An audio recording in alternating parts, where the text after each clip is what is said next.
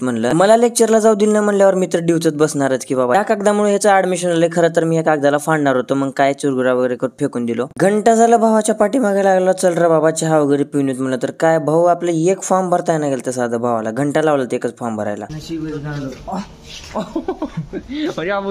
ही का देखली अरे बघू.